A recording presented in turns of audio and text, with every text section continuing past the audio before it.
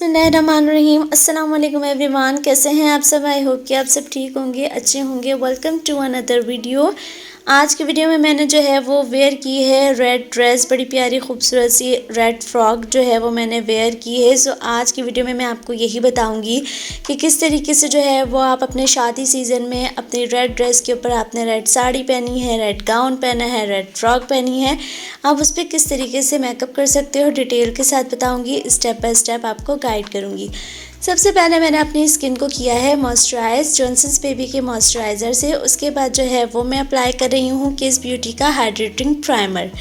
आपकी स्किन जितनी विंटर्स में अच्छे से मॉइस्चराइज और हाइड्रेट होगी, आपकी बेस उतनी ही ज़्यादा स्मूथ और फ्लॉलेस लगेगी। और अगर आपके जो है वो ओपन पोर्स हैं तो आपने वहाँ पर जो है वो पोर फिलिंग प्राइमर अप्लाई करना है, क्योंकि फिर फाउंडेशन या बेस अप्लाई करने के बाद मेकअप करने के बाद जो है वो आपके पोर्स विजिबल होते हैं तो वो अच्छे नहीं लगते। तो आपने पोर्स एरिया में जो है वो लाइट सा पोर फिलिंग प्राइमर अप्लाई करना है, ताकि आपकी पोर्स जो है वो फिल हो जाए और आपकी बेस जो है वहाँ से स्मूथ लगे उस एरिया से। अब यहाँ पे मेरी स्किन अच्छे से हाइड्रेट हो गई। अब हम अपने फेस की करेंगे कलर करेक्शन। कलर करेक्शन के लिए जो है वो हमेशा ऑरेंज कैरेक्टर यूज़ किया जाता है। मैं यहाँ पे यूज़ कर रही हूँ क्रिस्टीन का ऑरेंज कैरेक्टर, और यहाँ पे जो है वो मैं फिंगर से अपने करेक्टर को अप्लाई कर रही हूँ। और आपने जो है वो कलर करेक्ट जब आप कर रहे हो तो आपने अपने करेक्शन को कलर करेक्ट को जो है वो फिंगर से ही ब्लेंड करना होता है। आप स्पंज से ब्लेंड करोगे तो हमारा मेन मसला क्या होता है कि हमने अपने डार्क सर्कल और अपने जो है वो निशानों को हाइड करना होता है। अगर हम ब्यूटी ब्लेंडर से ज़्यादा उसको ब्लेंड कर देते हैं तो वो हमारा कलर करेक्ट जो है वहाँ से रिमूव हो जाता है। तो आपने हमेशा क्या करना है कि जब भी आप कलर करेक्ट कर रहे हो अपने फेस को तो आपने फिंगर से अप्लाई करके फिंगर से ही ब्लेंड करना है। उसके बाद मैं यहाँ पे यूज़ कर रही हूँ इमली की फुल कवरेज फाउंडेशन अपनी बेस के लिए। और ये वाली जो फाउंडेशन है वो काफ़ी ज़्यादा अच्छी है, फुल कवरेज फाउंडेशन है।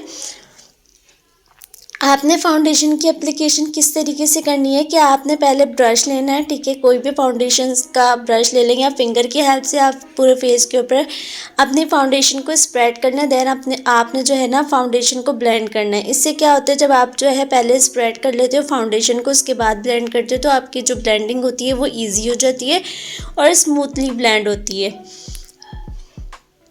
इमली की जो ये वाली फाउंडेशन है ये 24 आवर्स तक इस पर मेंशन है कि ये स्टे करती है, लेकिन ये फाउंडेशन जो है वो आपके 5 से 6 घंटे आराम से निकाल देती है।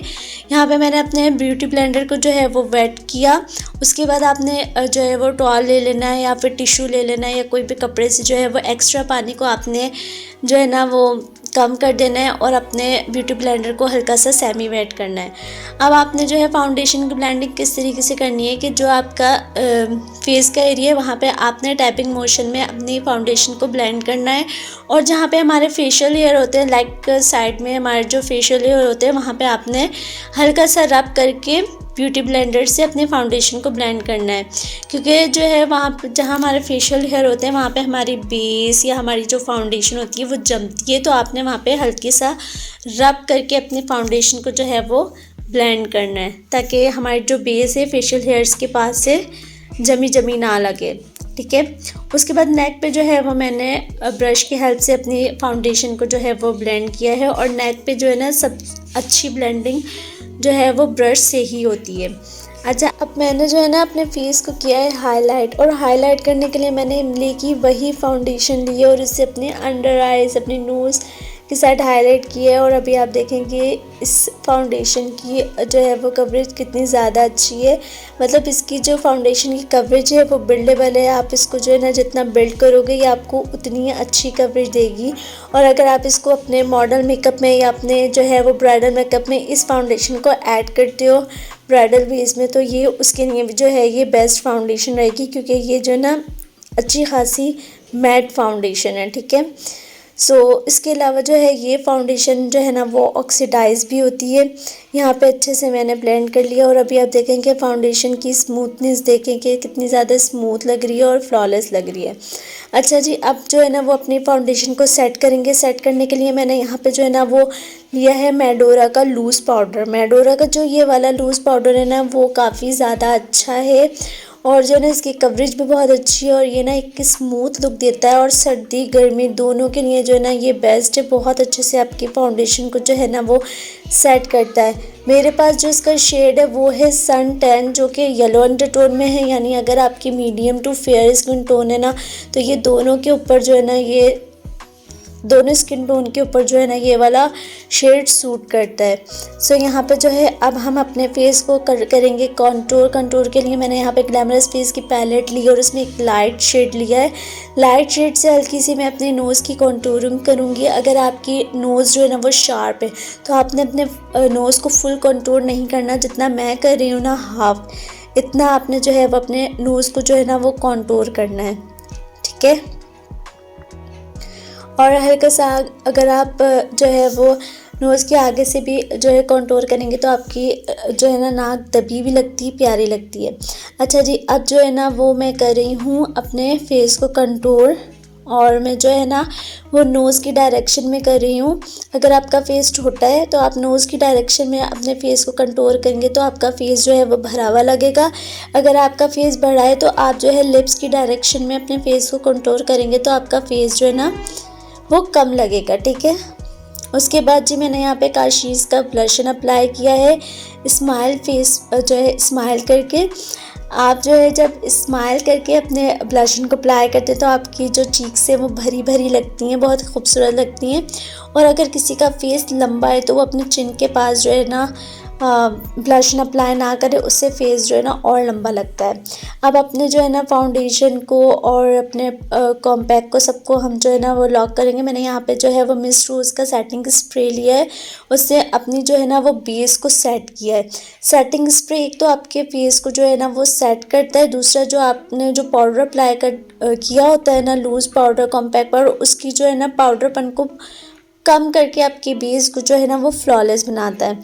अब हल्का सा जब हमारा सेटिंग स्प्रे जो है वो सेमी ड्राई हो गया तो हम जो है इसके ऊपर हाइलाइटर अप्लाई कर रहे हैं। सेटिंग स्प्रे जो है वो आपकी बेस को जो है वो लॉन्ग लास्टिंग भी बनाता है और आपकी बेस को जो है ना वो फ्लॉलेस भी बनाता है। मैं जो है वो मैंने स्पंज लिया है और अपने जो है ना लूज़ पाउडर को जो फाउंडेशन को और अपने ब्लश को हाइलाइटर को अच्छे से ना सेट कर लिया, ठीक है। अब बारी आती है हमारी आई मेकअप की। अब देखें मैंने यहाँ पे आई मेकअप किया हुआ लेकिन मैंने आईब्रोज़ नहीं बनाई हुई, तो हमारा आई मेकअप जो है ना वो अधूरा अधूरा लग रहा है, ठीक है। तो आईब्रोज़ बनाना लाजमी होता है अगर आप अच्छा आई मेकअप कर रहे हो।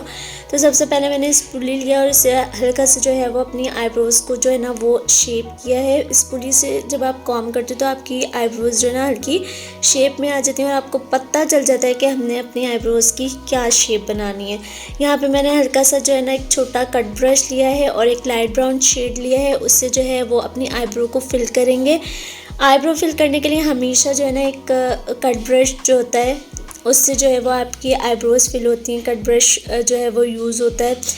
सो लाइट ब्राउन शेड के साथ मैंने हल्की सी अपनी आईब्रोज़ को फिल किया। उसके बाद अगैन मैंने जो है वो स्पूली की हेल्प से जो है वो कॉम किया, इससे जो है आईब्रोज शेप में भी आ जाती हैं और जो है वो हमारी जो हमने प्रोडक्ट अप्लाई किया होता है वो अच्छे से स्प्रेड हो जाता है।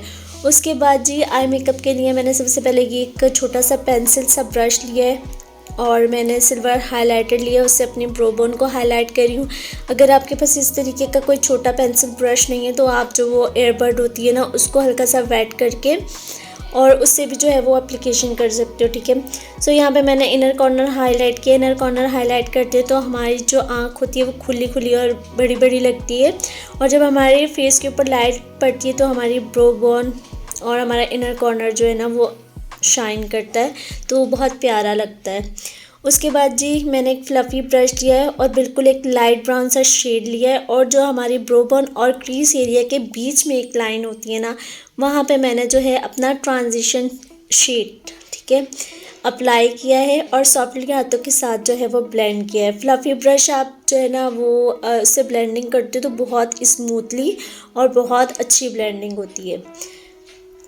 उसके बाद जी मैंने एक छोटू ब्रश लिया है और उसमें जो है वो मैंने डार्क मरूनिश सा ब्राउन शेड लिया है और उसे जो है वो मैं अपने आउटर वी पे पहले अप्लाई करूँगी, देन हल्के हाथों के साथ जो है वो मैं ब्लेंड करूँगी। फिर आप देखें कि मैंने शेड को रखा, उसके बाद जो है वो मैंने उसको आउटर वी की साइड पे हल्के हाथों के साथ जो है वो ब्लेंड कर रही हूँ स्मूथली।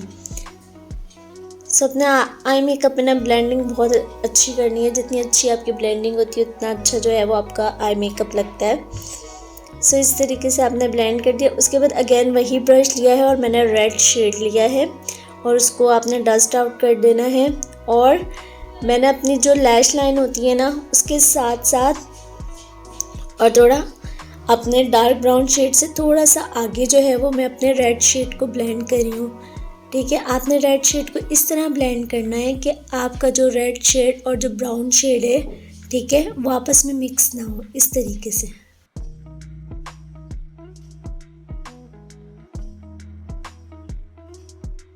जो है ना यहाँ पे मैंने क्लीन ब्रश लिया है और उससे जो है अपने ब्राउन और रेड शेड के एजेस को जो है ब्लेंड किया है और आउटर डायरेक्शन में मैं ब्लेंड कर रही हूँ ताकि एक ब्लेंडेड सा हमारा लुक आए और एक ब्लेंडेड सा जो है ना वो हमें एक कॉर्नर भी मिल जाए। जब आप फ्लफ़ी ब्रश की हेल्प से जो है ना वो ब्लेंड करते हो ना तो बड़ी एक स्मूथ सी ब्लेंडिंग होती है आपकी। आप लोअर लैश लाइन के नीचे जो मैंने डार्क मरूनिश सा और रेड शेड अप्लाई किया था उन दोनों को मिक्स करके लोअर लैश लाइन पे अप्लाई किया है और इसकी नीचे भी आपने अच्छे से ब्लेंडिंग करनी है, मतलब ये रखा हुआ शेड ना लगे कि एक लकीर हमने नीचे खींची हुई है। ठीक है, आपने इसको भी अच्छे से जो है ना थोड़ा सा ब्लेंड करना है। ठीक है, उसके बाद यहाँ पे जो है ना ये डल गोल्ड सा शेड है, इससे जो है वो हमने अपने आईबॉल पे अप्लाई किया है और इस डल गोल्ड शेड को अप्लाई करने के बाद अगेन जो है वो मैंने अपने रेड शेड को रीटच किया है। ठीक है, क्योंकि जब हम आईबॉल पे अप्लाई करते हैं तो हमारी शेड जो है ना थोड़ा दब जाता है, तो आपने रीटच लाजमी करना होता है अपने शेड्स को। तो यहाँ पे जो है वो मैंने अपने रेड शेड को हल्का सा दोबारा रीटच किया है। अब यहाँ पे जो है वो मैं सोफिया आशले का जेल लाइनर लगा रही हूँ। ये जेल लाइनर बहुत अच्छा है, मतलब ये है क्रीमी फॉर्म में लेकिन लगने के बाद जो है ना ये मैट हो जाता है और बिल्कुल भी आपकी ना आँखों से निकलता नहीं है। अच्छा, आप जो है ना वो जब भी रेड ड्रेस के ऊपर मेकअप करो और आपका गोल्ड का काम हो तो आप डल गोल्ड शेड यूज़ करो अपनी आँखों के लिए, क्योंकि सिर्फ जो गोल्डन होता है ना चीखता हुआ वो सिर्फ ब्राइट के लिए होता है और ब्राइट पे ही अच्छा लगता है।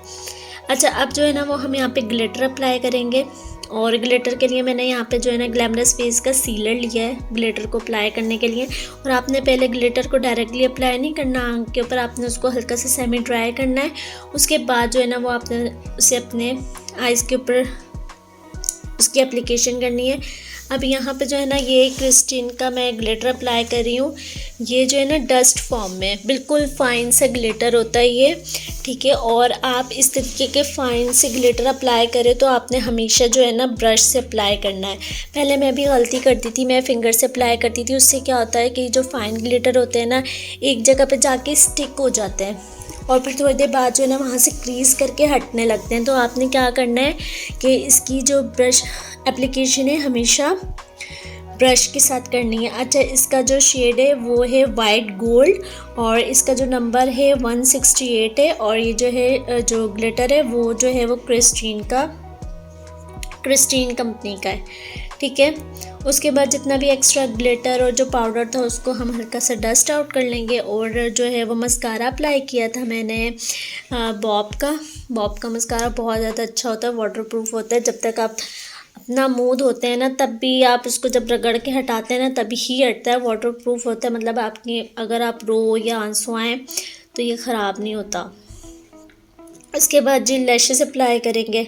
ठीक है, आई मेकअप ऐसे भी अच्छा लग रहा है लेकिन अपने आई मेकअप को और ख़ूबसूरत बनाने के लिए और इन्हेंस करने के लिए जो है वो हम अप्लाई करेंगे लैशेस। और उसके लिए जो है वो मैंने क्रिस्टीन की ग्लू ली है और उसे अप्लाई किया है। और जब तक हमारी लैशेस हल्की सी ड्राई हो हमारी ग्लू, तब तक जो है वो हम लगा लेंगे लिपस्टिक के लिए मैंने डार्क ब्राउन शेड लिया है, उससे अपने लिप्स को लाइन किया है। और इसके बाद जो है वो मैंने मेडोरा में मेहरून शेड लिया था, उसे अपने जो है वो लिप्स पे अप्लाई किया है। और फिर जो है हम फिंगर की हेल्प से अपनी आउटलाइन और लिपस्टिक को जो है वो अच्छे से ब्लेंड कर देंगे। और यहाँ पे लिपस्टिक अप्लाई करने के बाद यहाँ पे हमारे लैशेस भी लग गई और लैशेस लगने के बाद जो है वो आई मेकअप और ख़ूबसूरत लग रहा था। और अब यहाँ पे जो है वो हम अपने बाल बनाते हैं, ज्वेलरी वेयर करके आते हैं। सो ये रही फाइनल लुक। आई होप कि आपको फाइनल लुक जो है ना वो अच्छी लगी होगी, और आपको लुक कैसी लगी वो आपने मुझे बताना है कमेंट के अंदर। और आपने जो है ना वीडियो को लाइक कर देना है, चैनल सब्सक्राइब कर देना है, मुझे इंस्टा पे भी फॉलो कर लेना है, और लुक कैसी लगी ये भी बताना है। सो मिलेंगे नेक्स्ट अच्छी वीडियो में, तब तक के लिए अल्लाह हाफिज़।